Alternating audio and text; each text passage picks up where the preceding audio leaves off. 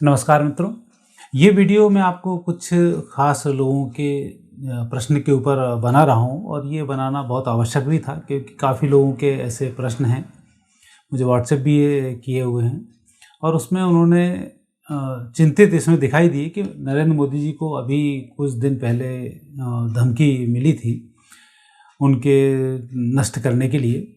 कुछ विधर्मियों ने इस तरीके का एक प्रयास किया था, लेकिन चूँकि भारत के साथ पहले कुछ घटनाएं ऐसी प्रधानमंत्रियों के साथ घट चुकी हैं कि लोगों में एक सहज ही है कि तनाव बढ़ जाता है और उससे संबंधित कुछ प्रश्न लोगों के मन में आते हैं जो गंभीर जिज्ञासाएं हैं और उनका हल ज्योतिष ही बता सकता है। इसलिए ज्योतिषी पर ही वो मिला कर बैठते हैं और ऐसा ही एक जो प्रश्न है वो इस बात को लेकर हुआ है कि नरेंद्र मोदी का ऐसा होगा तो नहीं, लंबे समय तक रहेंगे। तो ऐसी कई मोदी जी के शुभ चिंतक बहुत हैं और चिंताएं भी लोगों को बहुत हैं और उनकी सुरक्षा को लेकर भी लोग बहुत मन ही मन गंभीर रहते हैं। कई लोग तो भगवान से प्रार्थनाएं भी करते हैं, उनकी लंबी आयु की बड़ी प्रार्थना करते हैं। तो पहले तो मुझे लग रहा है कि ये जो चिंता आपकी है ये चिंता अब व्यर्थ है। मैं इतने समय से वीडियो बना रहा हूँ और मैंने एक सुदर्शन का वीडियो बनाया था कि अब सुदर्शन चल चुका है। तो ये जो घटनाएं हैं 2005 के बाद लगातार परिवर्तन है और 2012 के बाद से कलयुग समाप्त है, सतयुग का शुभारंभ है, लेकिन सतयुग 2032 से पूर्ण रूप से चालू होगा और 12 से 32 तक का जो समय है ये युद्धों का समय है। और आप भारतीय धर्म ग्रंथों का अध्ययन करते होंगे तो आपको पता होगा कि भारत भूमि एक ऐसी भूमि है यहाँ का संचालन भगवान खुद करते हैं और जब जब ऐसी विपरीत परिस्थिति आती है तब तब हमें ऐसे नायब प्रधानमंत्री मिल जाते हैं जो उस परिस्थिति से हमें बाहर ले आते हैं। हालांकि बदनाम हो जाते हैं, एक अलग बात है प्रधानमंत्रियों का, लेकिन यदि हम उनका अध्ययन करेंगे तो मालूम पड़ेगा कि उन प्रधानमंत्रियों ने देश के लिए बहुत गंभीर काम किए हैं और भगवत सत्ता के तुल्य हैं। यदि हम गहराई से अध्ययन करेंगे इस बात का पता लग जाएगा। तो ऐसी ही परिस्थिति में आज भारत चल रहा है और भारत के जो प्रधानमंत्री हैं निश्चित रूप से ये बहुत ही धुरंधर कहें, पुण्यवान कहें, भगवान के दूत कहें, ऋषि अवतार कहें, यह नरेंद्र मोदी जी हैं। और मैं यदि अपनी ज्योतिषी गणना को देखता हूँ तो नरेंद्र मोदी जी कश्यप मुनि के अवतार माने हैं मेरी गणना के अनुसार, क्योंकि जब हम देखते हैं भगवान श्री राम को दशरथ जी जो थे वो कश्यप जी के अवतार थे। दशरथ जी के घर में भगवान राम का जन्म हुआ और दशरथ जी भगवान के वियोग में गए, उसका भगवान की उन्होंने सत्ता नहीं देखी। वहीं दूसरे फिर भगवान का कृष्ण अवतार हुआ और कृष्ण अवतार के समय में भी भगवान जो वासुदेव कृष्ण के पिता यशोदा जी थी, ये खुद भी भगवान के अवतार थे। ये भी कश्यप ऋषि के वासुदेव जो अवतार थे, इनका उल्लेख भविष्यवाणिका में भी आता और अन्य धर्म ग्रंथों को जब पूर्व जन्मकृत चीज़ें पढ़ते हैं तो उसमें भी आता कश्यप ऋषि ने फिर अवतार लिया है। और नरेंद्र मोदी जी भी कश्यप ऋषि के ही अवतार मुझे इसलिए लगातार दिखाई देते हैं, उनके जितने भी प्रयास हैं वो कश्यप ऋषि की तरह ही हैं। जैसे कश्यप ऋषि की जो भूमि है वो भूमि है कश्मीर और आप देखेंगे कि उनके आने के बाद ही कश्मीर मुक्त हुआ है और 370 हटी और कश्मीर अब वापस शांति आनी शुरू हो रही है। और जो तृतीय विश्व युद्ध भारत लड़ने जाएगा यह भी कश्मीर के ऊपर ही होगा। हालांकि भविष्यवाणिका बोलती है युद्ध कश्मीर से शुरू होगा, लेकिन इसकी विभीषिका जगन्नाथपुरी तक रहेगी, क्योंकि भविष्यवाणिका में 3 के नष्ट होने का या अधिक नुकसान होने की संभावना बताती हैं। उसमें जगन्नाथपुरी हैं, रामेश्वरम में द्वारिका है। चूँकि सब समुद्र के नज़दीक हैं, इसमें अधिक से अधिक नुकसान होगा, लेकिन युद्ध का जो नुकसान होगा वो उड़ीसा के क्षेत्र में अधिक होगा और उड़ीसा के कुछ ज़िले को नष्ट होने के बारे में भविष्यवाणिका में की हुई है। उस दृष्टि से हम यही देखते हैं। तो मैं पहले एक काम करता हूँ, पहले भविष्यवाणी में लेता हूँ जो भविष्यवाणिका में नरेंद्र मोदी जी या देश के संदर्भ में कही गई हैं कि देश का क्या होने वाला है। जब उस चीज़ को हम प्रॉपर तरीके से समझ लेंगे तो बड़ी आसानी होगी नरेंद्र मोदी जी के जीवन के बारे में। भविष्यवाणिका कहती है मीन राशि के जब शनि होंगे तब भारत विश्व युद्ध लड़ना शुरू करेगा। भारत 13 महीने 13 देशों से युद्ध लड़ेगा जिसमें भारत को विजयश्री की प्राप्ति होगी और ये सभी देश भारत वापस उसमें आधे चीन को छोड़कर उनको भारत में विलीन कर लेगा। 6 वर्ष 6 माह तक यह विश्व युद्ध चलेगा। कुंभ राशि के शनि से यह विश्व युद्ध शुरू होगा, जो मीन राशि तक भयानक स्थिति में होगा, और मेष राशि में इसका समापन हो जाएगा जब शनि मेष राशि में आएंगे तब। युद्ध के बाद 111 देश बचेंगे और इन देशों का नेतृत्व भारत करेगा। और एक भविष्यवाणी बड़ी विचित्र करते हैं, आखिरी राजा हिंदू शासक होगा, जो एक योगी होगा और उसकी कोई संतान नहीं होगी। तो यदि हम उनकी बात करते हैं तो नरेंद्र मोदी जी की भी कोई संतान नहीं है, लेकिन चूंकि शादी भले ही एक दिन की रही हो पर रही है। राहुल गांधी के यहाँ भी कोई संतान नहीं है, लेकिन उनकी स्थिति अभी आप समझ रहे हैं कि वो कैसे योगी हैं, ये आपको खुद समझ में आ रहा होगा। और एक ओरिजिनल योगी हैं जिनके नाम के आगे भी योगी है, और जो दीक्षित भी योगी में हैं और वस्त्र भी गेरुआ पहनते हैं, सर मुंडाकर भी रखते हैं, क्योंकि एक धर्म ग्रंथ की पुस्तकों में लिखा हुआ है कि नई संस्कृति का उदय पूर्व की तरफ से आए हुए लोग करेंगे और उन लोगों के सिर मुंडे होंगे। तो सिर मुंडे होंगे तो उस धर्म ग्रंथ से भी ये चीज़ मैच करती है कि योगी जी के धर्म मुंडे हैं। और दूसरा एक संकेत अभी और मिलता है कि अखंड भारत की जो व्यवस्था है वो भगवान खुद आकर करेंगे। अब मैं थोड़ा सा इसको विस्तृत कर देता हूँ कि वो उसकी बहुत आवश्यकता है कि जिस प्रकार से भारत को आप देखें, स्वतंत्र भारत के बाद से जो प्रधानमंत्री बने हैं, तो इन शासकों में धीमे धीमे उठते हुए अटल बिहारी वाजपेयी आए, जिनका शादी उन्होंने नहीं की, लेकिन जो भी परिस्थिति थी उनसे अधिक पवित्रता वाली स्थिति में मोदी जी आए, जिन्होंने शादी की लेकिन पत्नी को उन्होंने त्याग किया और आज वो जीवन अपना अच्छा गुजार रहे हैं। इसके बाद टोटल ब्रह्मचारी व्यक्ति आए। टोटल ब्रह्मचारी में योगी व्यक्ति हैं जो इस शासन को संभालेंगे।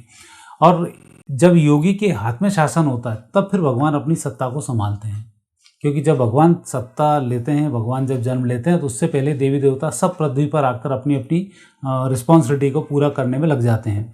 तो ये उसी के पार्ट हैं कि हम अटल बिहारी वाजपेयी को देखा, मनमोहन सिंह जी को हमने देखा, पीवी नरसिम्हा राव जी को देखा, चंद्रशेखर जी को देखा, लाल बहादुर शास्त्री को। ये मैं उनका उल्लेख कर रहा हूँ जिन्होंने सत्ता को बहुत गंभीर स्थिति में संभाला।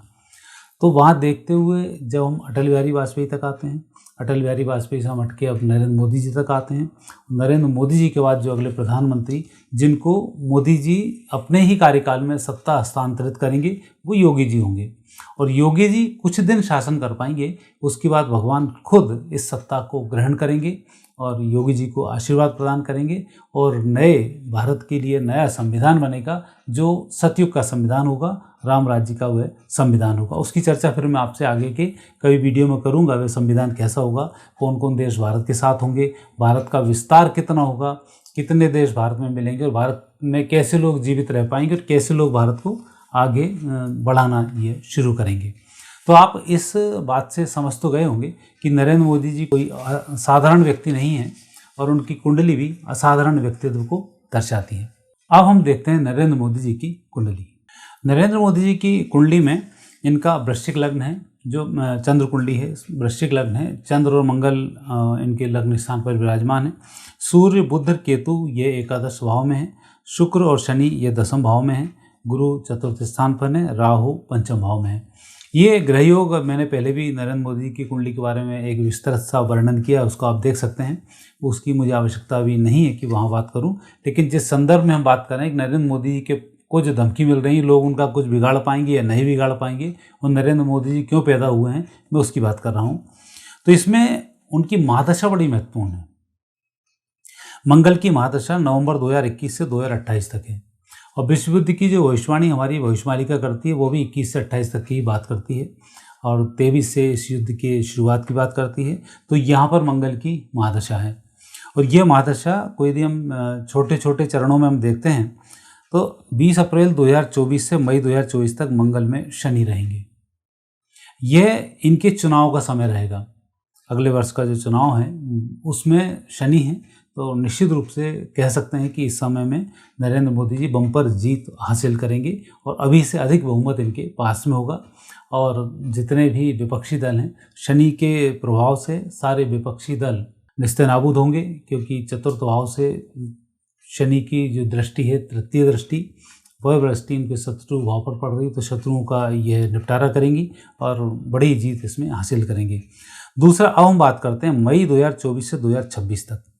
शनि में अब जो मंगल चलेगा, मंगल में बुध का प्रभाव होगा 27 मई 2026 तक। तब तक ये जो युद्ध की बात हम कर रहे हैं, ये युद्ध की बात सामने आ जाएगी। फिर मंगल में आएगा केतु, ये अक्टूबर 2026 तक रहेगा। केतु का जब प्रभाव मंगल पर होता है तब ये मार्केट मचाता है। बुध के प्रभाव में व्यक्ति कूटनीतिक कार्य करता है। तो 24 से लेकर 26 तक नरेंद्र मोदी जी अपनी कूटनीति में पूर्ण रूप से सफल होंगे और देश को सुरक्षित, सुसज्जित और भयमुक्त करने में एक इनकी अच्छी भूमिका होगी और जनता को विश्वास दिला पाएंगे। इसमें ये पूर्ण रूप से सफल होंगे। अब युद्ध का समय शुरू होगा मई 2026 से दिसंबर 2027 और इसमें भी जो विशेष कार्यकाल हम जिसकी हम बात करते हैं, युद्ध 13 महीने चलेगा।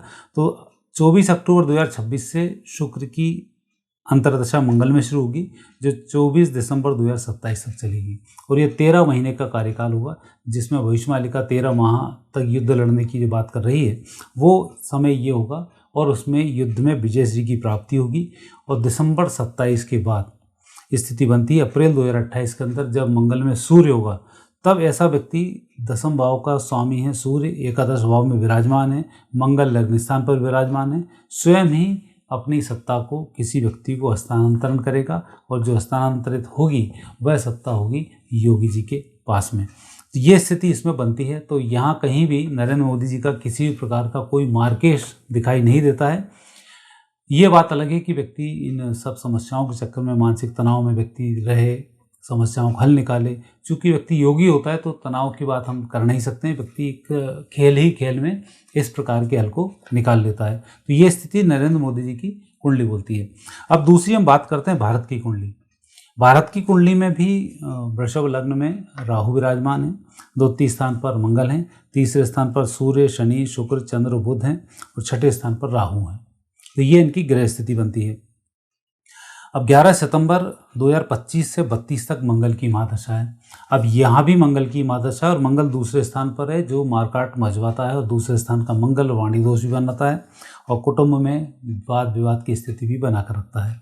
तो जैसा मैंने रविदास जी की भविष्यवाणी कहा था कि चारों तरफ कोहराम मचेगा, कैसे हिंदुस्तान बचेगा, जो उन्होंने उल्लेख किया है, तो भारत में यह गृह युद्ध की स्थिति दर्शाता है, जिसको नरेंद्र मोदी और योगी जी दोनों मिलकर बखूबी निपटाएंगे और सारी परिस्थिति को बेहतर करेंगे। इसी मंगल की महादशा में भविष्यवाणी का युद्ध की भविष्यवाणी की बात करती है। तो 2026 8 फरवरी 26 से लेकर राहु फरवरी 27 तक रहेगा। ये अंगारक योग होगा। तो फरवरी 26 से फरवरी 27 के बीच में अंगारक के योग जब रहेगा, उस समय में भारत विश्व युद्ध में एंट्री कर चुका होगा और इस अंगारक योग में थोड़ा सा समय अवश्य ही भारत के लिए कष्टकारी रहेगा, जो विपरीत रहेगा 5-6 महीने का, जिसको हम कह सकते हैं। लेकिन उसके बाद स्थिति बहुत फेवर में होगी और भारत लगातार जीत हासिल करता रहेगा, क्योंकि जब 13 देश भारत के विरुद्ध में लड़ेंगे तो नाना प्रकार से सब समस्याएं आएंगी।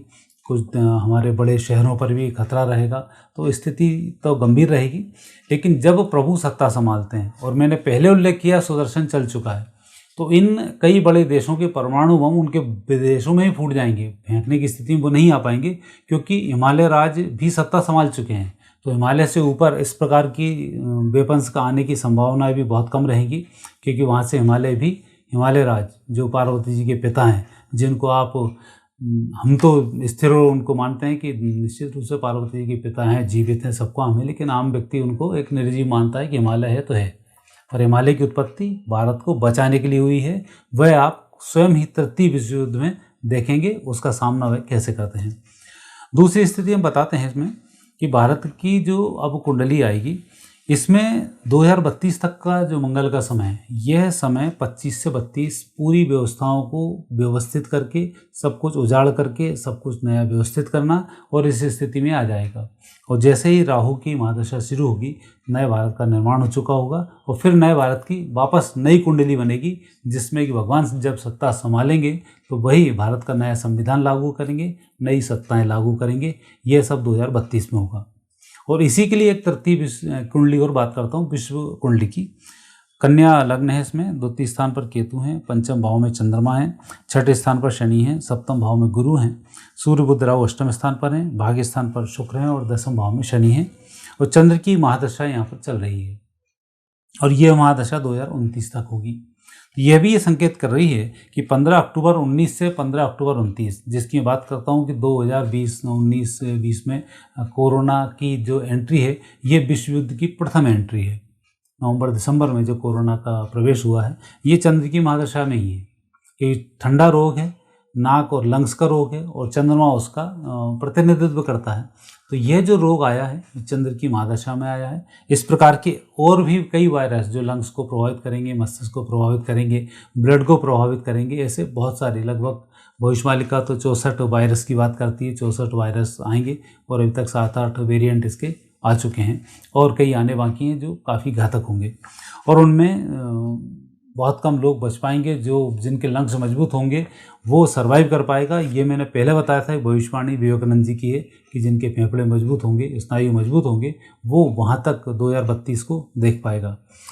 तो ऐसी स्थिति भी विश्व कुंडली से बनती है कि 2029 तक यह भी पूरे देश दुनिया को बदलने वाले योग दर्शाती है और आने वाले समय को भारत के लिए आयुष्मान योग बनाती है, भारत को दुनिया का सिरमौर बनाती है और विश्व विजयी बनाती है।